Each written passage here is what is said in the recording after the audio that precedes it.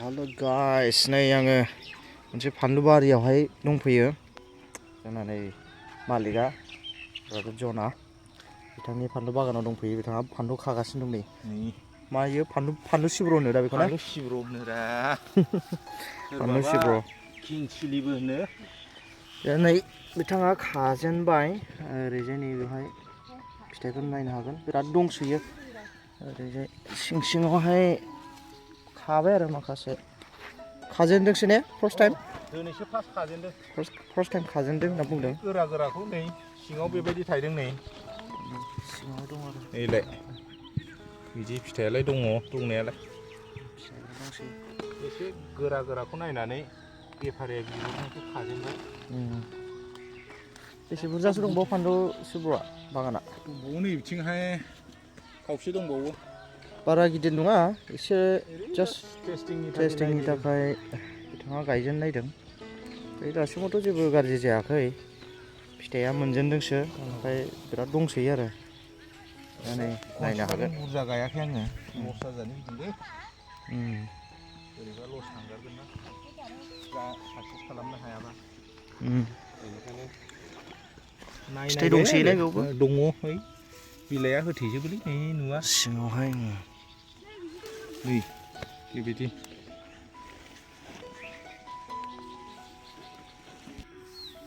नै फिथाइफ्रा रेदे रेदां दंसोयो बिरादनो सिङावहाय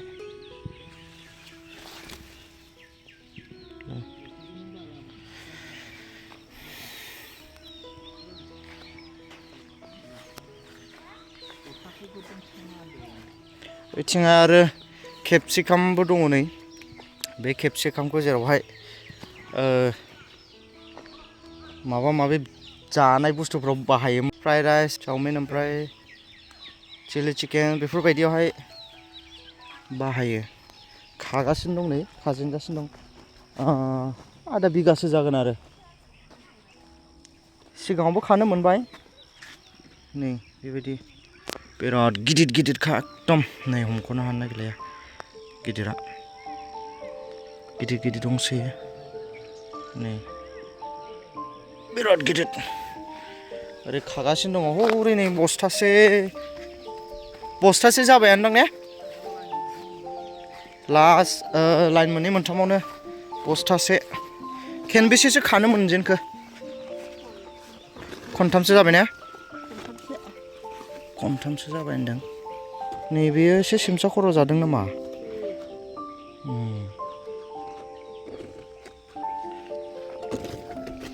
नै बस्थायाव गोलैनो खागासिनो दङ ओइथिं दंबावो बुरजा फिथाइया गिदिरखायनो थाब बस्था बुङो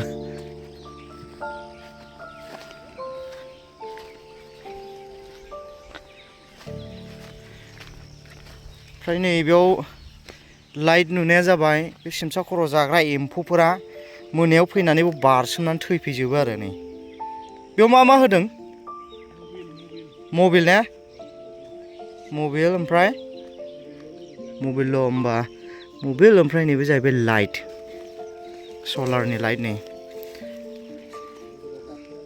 बे मबिलावहाय माने बारसोमनानै थैजोबो बेवहाय एम्फौ गोजा नैबे थैनाया गासिबो माने बेयाव जेसेबांनाखि एम्फौ जानायफोर बेखौ एटलिस्ट एसेब्लाबो माने सेभ खालामो आरो गासैखौबो फोथैजोबनो हायाब्लाबो गोबां सेभानो जायो बेबायदि गंनै गंथामसो होनानै दोनब्ला बांसिन सेभ जाबावगोनदां ने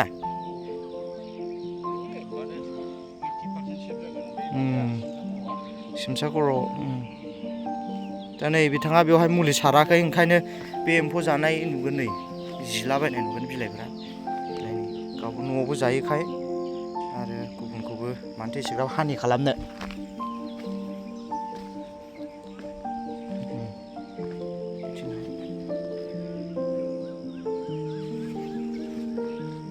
किं चिल्ली बानलु सिब्र खागासिनो दङ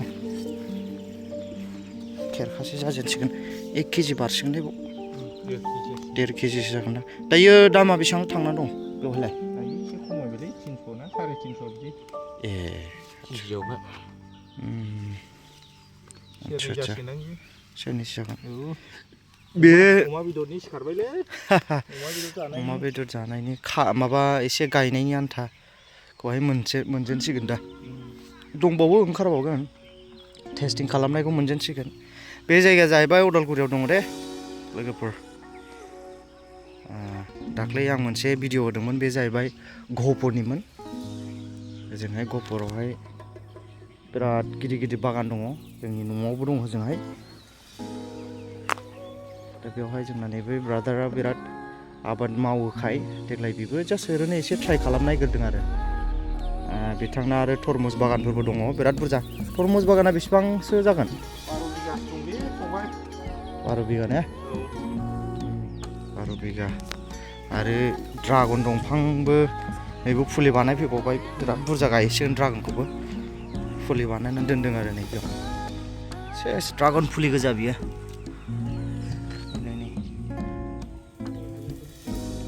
6000सो फुलि दं होनना बुंदों बेयाव बेफोरखौ गायजोबनानै खै बिगासोनि टारगेट 5-6 बिगा ने जथेस्थ' बेबायदि खालामनो हायोब्लानो खरसबो दङ खस्थ'बो दङ खरसाबो थाङो गोगोमनो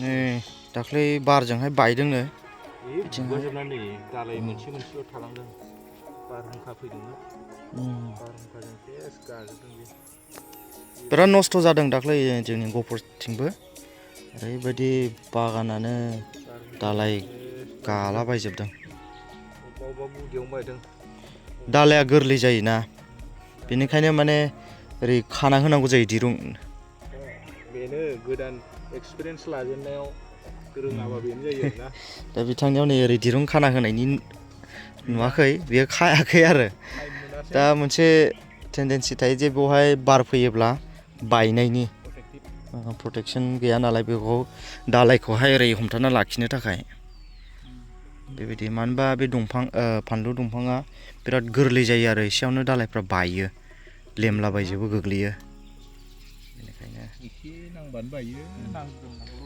बिथाङा सिगां बै बेलेग बानलुखौथ' गायखाबाय बानलु फिसाफोरखौ लकेल बानलुफोरखौहाय नाथाय बेखौ गायाखैमोन एबार आइडिया मोनबाय नेक्स्ट टाइमावहाय बांसिन मोजांसिन खालामनो हासिगोन आरो गायनो हासिगोन साबसिन मावनोसै येस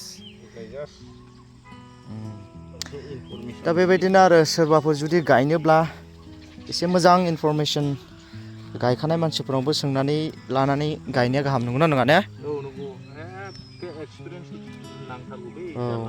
नङाबा थाखा फैसा खरस खालामनानै लस जायोब्ला सोरबाबा निरासा जागोन ना बुरजा केपिटेल इनभेस्ट खालामनानै जुदि फेलार जायोबा बहुद लस थाङा बेनिखायनो एक्सपिरियेन्स लाग्रोथारनांगौ आरोना बेखौनो मावनायनि सिगां मोजाङैनो सोंनानै मिथिनानै लानायफ्रा मोजां ना होमब्लासो साक्सेस जागोन मावनायफ्राबो खायफाबा जेनेबा आं रोंखागोन होननानै दिमागावल' साननानै थासिगोन खिन्थु प्रेक्टिकेलावहाय गुबुन जायोना मावनाया साननाया बेलेग जायो खिन्थु जेब्ला जोङो बाहेरायाव प्रेक्टिकेलाव ओंखारगोन मावनाय दांनायावहाय अब्ला एसे गुबुन जायो आरो बेनिखायनो गावनि दिमागावल' जे रोङो होननानै साननानै थानानै जुदि मावोब्ला गलबो जानो हागौ मालाबा बेनिखायनो निरासा जानो नाङा जास्ट मोजाङै मावनाय मानसिफोरनाव सोंनानै मावोबानो आरामसे जालाङो आरो हालांगोन दा जोंनि दानि जुगावथ' जोंहा बिदि आबादनि बेलायाव गोबां कनसेप्ट माने गोबां अपरचुनिटिसफोर दंसै गोबां फिथाइ सामथाइ गुबुनफोरबो जों गायनो हासै आरो सिगांनि बेलायावहायथ' मार्केटफ्राबो गोब्राबमोन दानाथ' मार्केटबो मेरला मोनसै साप्लाइफोर होनो हासै आरो दा बेल'नो खस्थ' खालामनांगौ बेनि खस्थ'नि फिथाइखौबो मोनगोन आरो गाबोन फाननायनि गेदेर गेदेरखा मिथिगौ नै आरो बै बस्थायावबो दंबावो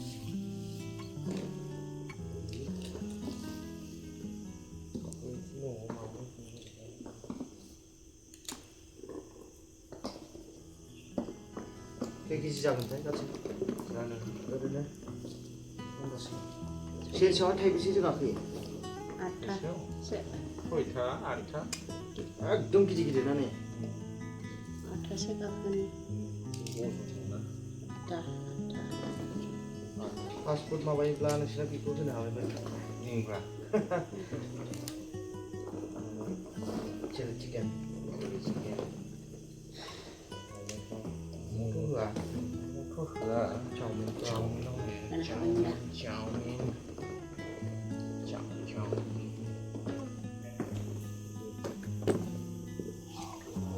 नै गिदिर गिदिरथार गाबोन फानहैसिगोन बेखौहाय बस्थासे बस्थानै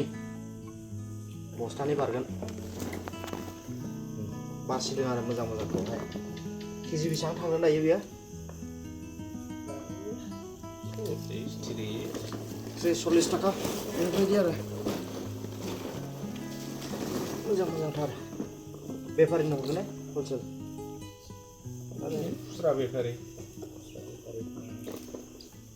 हलसेलावसो खम आधा दामाव हरनांगौ जायो 20 थाखा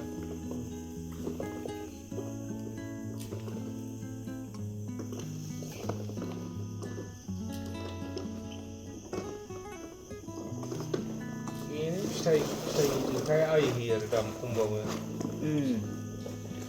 सांग्रां बुग्रांबो सेनो जायो खाला जासिगोन दे